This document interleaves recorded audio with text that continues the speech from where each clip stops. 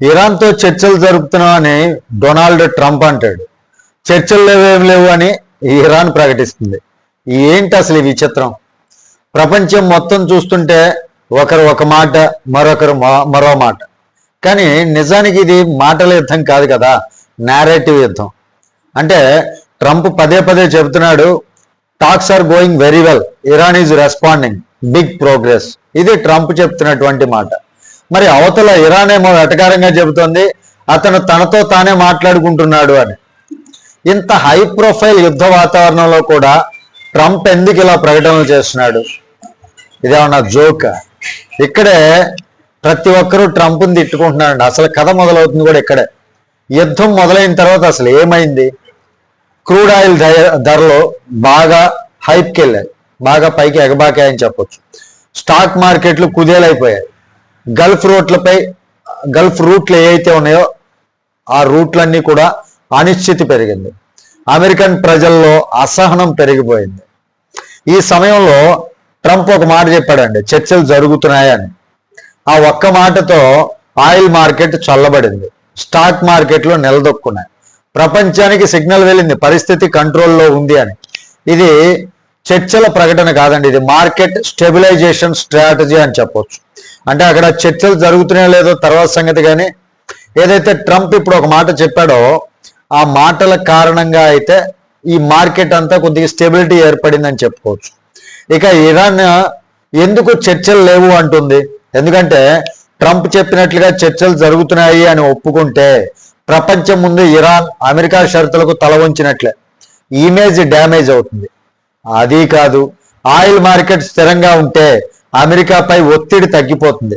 కాబట్టి ఇరాన్కు మంచిది ఏమిటి? అస్పష్టత, అనిశ్చితి, టెన్షన్ క్రియేట్ చేయాలి.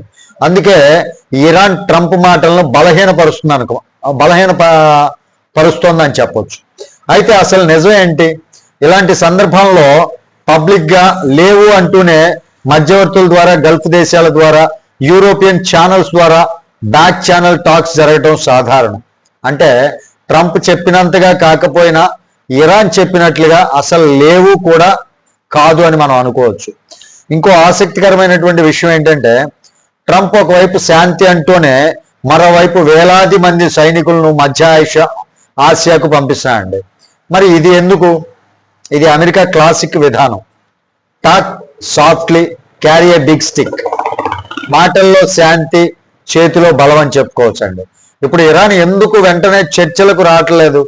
ఎందుకంటే ప్రస్తుతం ఇరాన్ చేతిలో ఒక శక్తివంతమైనటువంటి ఆయుధం ఉంది, ఆయిల్ సప్లైపై ప్రభావం చూపగల శక్తి. ఆయిల్ మార్కెటింగ్ గందరగోళంగా ఉంటే అమెరికాపై ఒత్తిడి పెరుగుతుంది, మిగిలిన దేశాల నుంచి గల్ఫ్ దేశాలపై ఒత్తిడి పెరుగుతుంది, ప్రపంచ ఆర్థిక వ్యవస్థపై ఒత్తిడి పెరుగుతుంది. ఇది ఇరాన్కు నెగోషియేషన్ లేవరేజ్ అని చెప్పుకోవచ్చు. కాబట్టి మార్కెట్ స్టేబుల్ అవ్వటం ఇరాన్కి ఇష్టం లేదు. ఇక్కడ అందరం గమనించాల్సింది ఒక్కటే, ఇది యుద్ధం కాదండి, ఇది నేరేటివ్ వార్. ఒకవైపు యునైటెడ్ స్టేట్స్ మార్కెట్ను కాపాడాలని చూస్తుంది, మరోవైపు ఇరాన్ మార్కెట్ను ఒత్తిడిగా ఉపయోగించుకోవాలని చూస్తుంది. ఇద్దరూ తమ తమ ప్రయోజనాల కోసం మాటలతో ఆడుతున్నటువంటి గేమ్ ఇది. చివరికి ఏమవుతుంది? పబ్లిక్గా డ్రామా కొనసాగుతుంది, కానీ లోపల ఒక రకమైనటువంటి సంధితీసిగా కదలికలు తప్పవు. ఎందుకంటే పూర్తి యుద్ధం ఎవరికీ అనుకూలం కాదు, ఇటు ఇరాన్కి అనుకూలం కాదు, అటు డొనాల్డ్ ట్రంప్ అమెరికా దేశాలకు కూడా అంత మంచిది కాదనమాట, అనుకూలంగా ఉండదు. దానితో పాటు ప్రపంచం మొత్తం ఆర్థిక వ్యవస్థ దెబ్బతింటుంది. కాబట్టి ఇది ఎవరికీ మంచిది కాదు. అందుకే ట్రంప్ పదే పదే అదే మాట మంత్రంలో చెప్తున్నాడు. అందుకే ఇరాన్ అదే మాటను కొట్టిపారేస్తోంది. మాటల్లో యుద్ధం, లోపల లెక్కలు. ఇదే ఈ విచిత్రానికి అసలు కారణం. మరి రాబోయే రోజుల్లో ఏం జరుగుతుంది? అమెరికా దేశాలు పెట్టినటువంటి కండిషన్స్ కి ఇరాన్ ఒప్పుకుంటుందా, లేదు ఇరాన్ పెట్టినటువంటి కండిషన్స్ కి అమెరికా ఒప్పుకుంటుందా? ఇది మనం వేచి చూడాల్సినటువంటి అంశం. దీనిపై మరిన్ని వివరాలు మన ఛానల్లో ఎప్పటికప్పుడు అప్డేట్స్ ఇస్తూనే ఉంటాం. వీడియో నచ్చితే లైక్ చేయండి, ఛానల్కి సబ్స్క్రైబ్ చేసుకుని నన్ను కొంచెం సపోర్ట్ చేయండి. Thank you. జై హింద్.